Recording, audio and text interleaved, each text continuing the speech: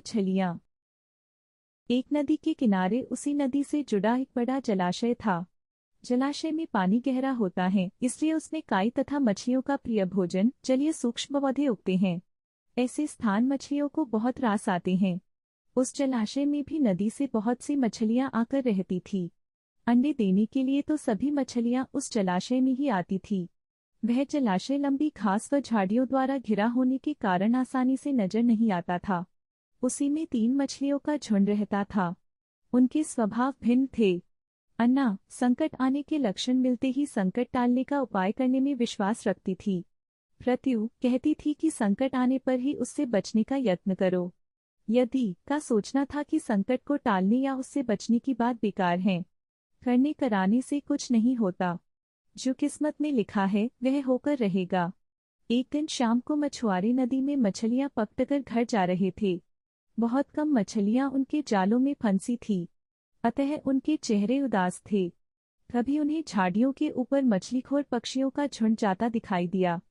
सबकी चोंच में मछलियां दबी थी। वे चौंके। एक ने अनुमान लगाया, दोस्तों, लगता है झाड़ियों के पीछे नदी से जुड़ा जलाशय है, जहां इतनी सारी मछलियां पल रही हैं। मछुआरे पुलकित होकर झाड़ियों में से होकर जलाशय के तट पर आ निकले और ललचाई नजर से मछलियों को देखने लगे। एक मछुआरा बोला, आहा, इस जलाशय में तो मछलियां भरी पड़ी हैं। आज तक हमें इसका पता ही नहीं लगा। दूसरा बोला, यहाँ हमें ढेर सारी मछलियां मिलेंगी। तीसरे ने कहा, आज तो शाम घिरने वाली हैं। कल सुबह ही आकर यहाँ जाल डालेंगे। इस प्रकार मछुआरे दूसरे दिन का कार्यक्रम तय करके चले गए। तीनों मछलियों ने मछुआरे की बात सुन ली थी। अन्ना मछली ने कहा, साथियों, तुमने मछुआरे की बात सुन ली। अब हमारा यहाँ रहना खतरे से खाली नहीं है। खतरे की सूचना हमें मिल गई है।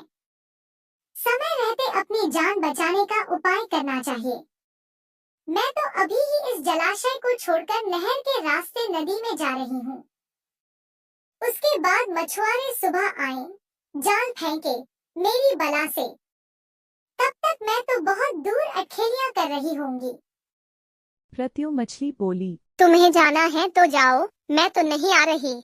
अभी खतरा आया कहाँ है जो इतना घबराने की जरूरत है। हो सकता है संकट आए ही ना। उन मछुआरों का यहाँ आने का कार्यक्रम रद्द हो सकता है।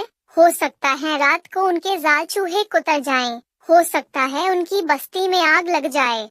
भूचाल आकर उनके गांव को नष्ट कर सकता है, या रात को मूसलाधार वर्षा आ सकती है और बाढ़ में उनका गांव बह सकता है। इसलिए उनका आना निश्चित नहीं है।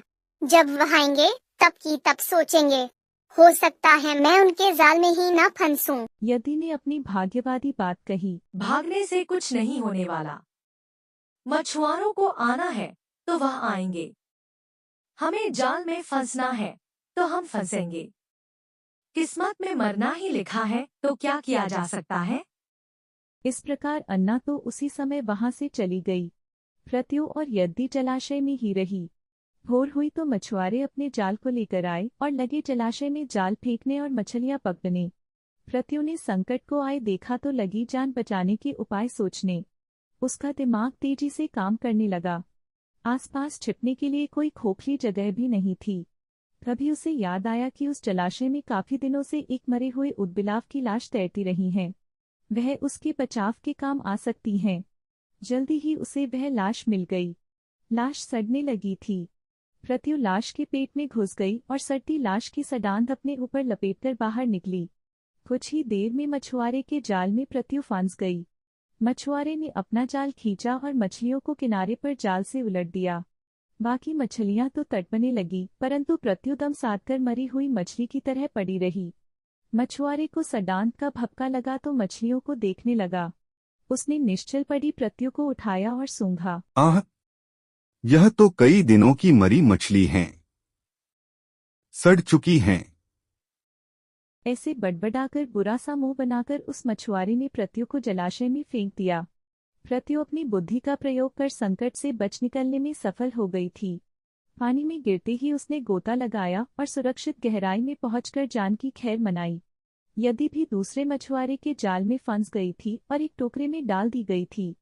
भाग्य के भरोसे बैठी रहने वाली यद्दी ने उसी टोकरी में अन्य मछलियों की तरह तड़प तड़प कर प्राण त्याग दिए। शिक्षा, भाग्य भी उन्हीं का साथ देता है जो कर्म में विश्वास रखते हैं और कर्म को प्रधान मानते हैं। भाग्य के भरोसे हाथ पर हाथ रखकर बैठे रहने वाले का विनाश निश्चित है।